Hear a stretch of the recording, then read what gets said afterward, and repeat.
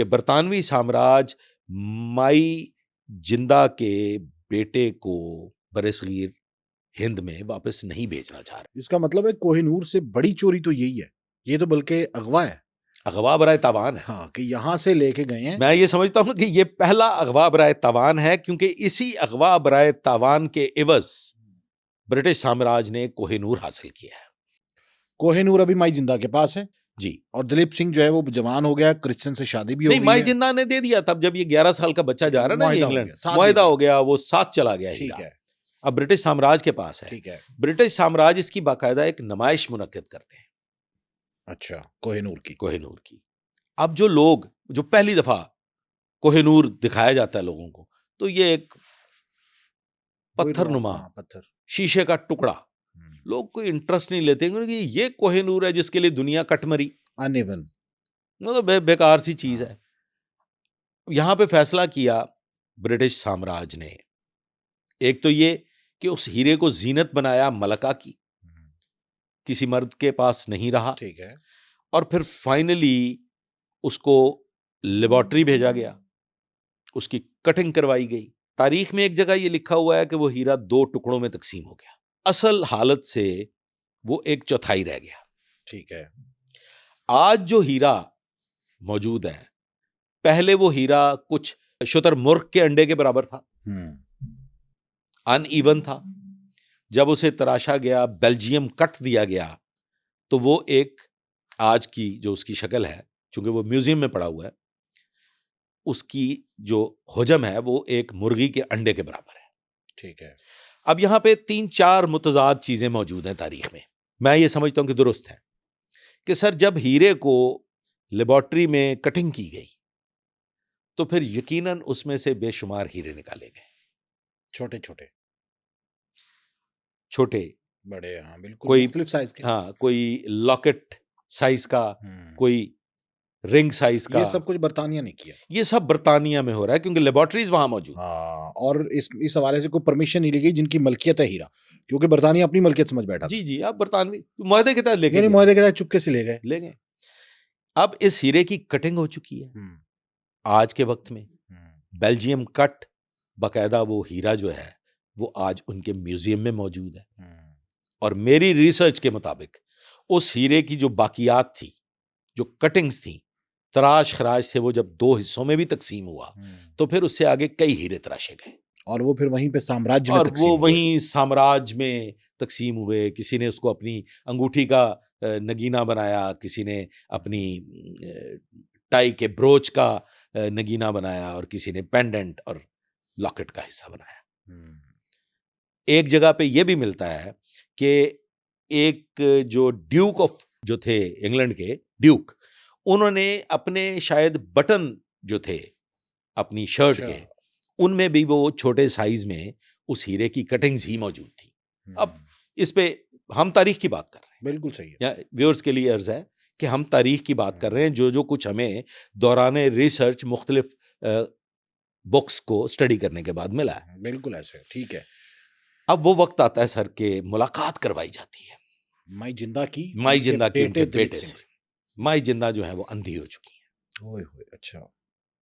उनकी बेनाई जाती रही अपने बेटे के इंतजार में। और ये भी point to be noted sir कि पंजाब फिर भी नहीं आने दिया गया। माई जिंदा की मुलाकात करवाई गई बेटे से, पंजाब फिर भी नहीं आने दिया। ऑल द वे लॉन्ग जिंदा को यूरोप लेके जाते हैं और उसकी बेटे से मुलाकात करवाते हैं, क्योंकि वो अंधी हो चुकी हैं। यहां पे एक अजीबोगरीब मंजर ऐसा रोंगटे खड़े कर देने वाला, मां और बेटे की जो एक मैग्नेटिक फील्ड है वो यहां से नजर आता है कि वो अंधी हैं और उसके बावजूद बेटे को पहचान लेती हैं, बेटे को शनाख्त कर लेती हैं। वो अपने बेटे के सर से लेके उसके मुंह पे यूं करके हाथ फेरती हैं और एक जुमला कहती हैं कि मुझे दुख हुआ है, तो तू मेरा बेटा, मैंने तुझे पहचान लिया है, लेकिन ना तेरा केस है, ना तेरे सर पे पगड़ी है, और जो सिखों की रिवायत है, और ना ही तू आज अपने आबाओ अजदाद की सूरत में है। इतना तवील वक्त जो मैंने तेरे इंतजार में गुजारा, काश तेरी मेरी मुलाकात ना होती और मुझे ये दिन ना देखना पड़ता, क्योंकि सिख की जो एक शान है, पगड़ी। शान है, वो सिर्फ पगड़ी नहीं है सर, वो सिर्फ पगड़ी नहीं है, उनके मजहब का हिस्सा है। कच्छ, केस, करपान ते कंगा। कच्छ, केस, करपान ते कंगा, 4 काफ। जी सर, ये उनके मजहब का हिस्सा है। तलवार, केस, कंगी और अंडरवेयर, ये उनके मजहब का हिस्सा है। सिख ने ये लाजमी अपने जुज़्वे बदन रखा हुआ है। और वो कुछ भी नहीं था तो वो कहते मुझे दुख हुआ। He was a modern British boy, educated। ये वो दिलीप सिंह नहीं था। अब ये वो दिलीप सिंह नहीं जो था, 11 साल की उम्र में। लेकिन दिलीप सिंह की जो थी ना कशिश टुवर्ड्स मदर, और उसकी जो एक रुझान था, उसकी जो ख्वाहिश थी, वो इस हद तक शदीद थी कि वो बरमला इसका जिक्र करता था।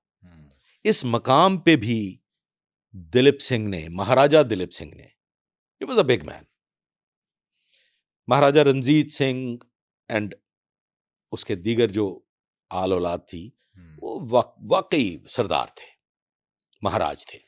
महाराजा रणजीत सिंह के बेटे का खून जोश मारा उस मकाम पे भी।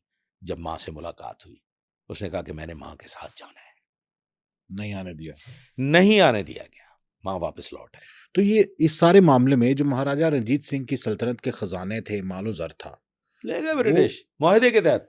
अच्छा, एक मुआहिदा जबरदस्ती का मुआहिदा था ये आप समझ लीजिए कि अब सिख इतने बढ़ चुके, क्योंकि इस मुआहिदे में ऐसा लगता है कि जैसे उस वक्त माई जिंदा के सर पे तलवार थी कि बेटा भी दे दिया और माल और जर भी दे दिया सारा, और वो ले गए। सर रज के लुटा है। ये कहानी बड़ी तवील है, ये दास्तान इतनी तवील है कि हमें 3 दिन लग जाएं इसे बयान करने में। बरतानवी साम्राज्य की जो हुक्मरानी है, वो कोई चंद दिन का खेल नहीं। तो जी हम समझते थे कि ईस्ट इंडिया कंपनी आई है, तिजारत के मौके लेके आई है, यहाँ पे जिद्दत आई है, रेलवे ट्रैक्स आए हैं, यहाँ पे बहुत सी चीजें सर हम आई बड़े हैं। लालची थे। अच्छा, ये सबसे इंपॉर्टेंट क्वेश्चन है कि ईस्ट इंडिया कंपनी यहाँ पे आई है, हिंदू को भी मकार कौम कहा जाता है, अय्यार कहा जाता है, इन अय्यारों और मकारों को वो धोखा कैसे दे गई? आज आप प्लास्टिक मनी पे कन्वर्ट हो चुके हैं, उसकी कोई वैल्यू है? आपकी जेब में भी होगा, मेरी जेब में भी मौजूद है। सोने के सिक्के से, चांदी के सिक्के, फिर लोहे के सिक्के से, कागज, और फिर कागज से प्लास्टिक मनी में आप गए हैं। अच्छा, ये तो क्या आप जाहिल हैं? ये एक बहुत बड़ी बात है कि जब मुगल सल्तनत थी, मुगलिया सल्तनत में हम देखते थे कि अशरफियां और सोने के सिक्के, चांदी के सिक्के, यही चलते थे। वैल्यूएबल क्या है जी?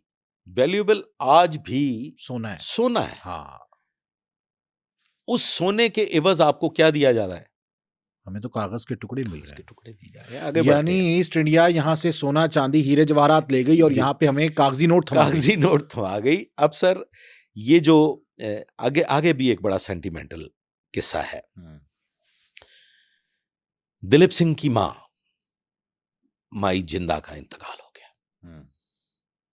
अब मामला जो था वो ऐसा था कि आना पड़ता दिलीप सिंह को। दिलीप सिंह ने ख्वाहिश जाहिर की कि हम में, सिखों में अस्थियां बहाई जाती हैं और मैं ये अस्थियां अपने देश में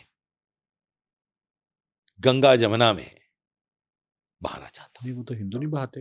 नहीं सर, ये भी बात है। ओके। सिख भी अपनी जो डेड बॉडीज हैं उनको बर्न करते हैं और बिल्कुल उसी तरीकाकार के मुताबिक इन्फ्लुएंस, ये आपका जो ये पाकिस्तान का जो ये खित्ता है, ये जो सब कॉन्टिनेंट है, जिसे आज आप पाकिस्तान भी कह रहे हैं, यहाँ पे भी मोर देन 70% जो रसूमात हैं वो हिंदुआना है। वो हिंदुआना है। हम इन्फ्लुएंस्ड हैं क्योंकि इकट्ठे रहे। अदरवाइज अगर आप इस्लामिक स्टडी करते हैं, शादी ब्याह की बहुत सी रसूमात, बेशुमार रसूमात, जो जितनी भी आपकी तहम्मात हैं और ये जितने भी मामलात हैं, ये सारे के सारे हिंदू के इन्फ्लुएंस है। बिल्कुल सही। तो सिख पार्ट एंड पार्सल रहे। बस सिर्फ एक यही कुर्बत है सिख और हिंदू की, कि वो भी अपनी डेड बॉडी को दफन नहीं करते, जलाते हैं, अस्थियां दरिया में बहाते हैं। ठीक है। दिलीप सिंह ने कहा कि जी मैं दिलीप नहीं सिंह ने कहा कि जी मुझे गंगा जमुना में अपनी मां की अस्थियां बहानी है, जाना। तो परमिशन दी जाए। अब वो परमिशन तो मिल गई, लेकिन एक प्लानिंग के तहत आज मुंबई और उस वक्त के बॉम्बे तक महदूद किया गया। वहीं पे एक नहर में कहा कि जी यही वो मकाम है जहां पे अस्थियां बहाई जाती हैं, और बॉम्बे के किनारे एक नहर में अलाउ किया गया माई कि आप जिंदा यहाँ की बहा दें। अस्थियां बहा दी। हम्म। दिल्ली नहीं आने दिया।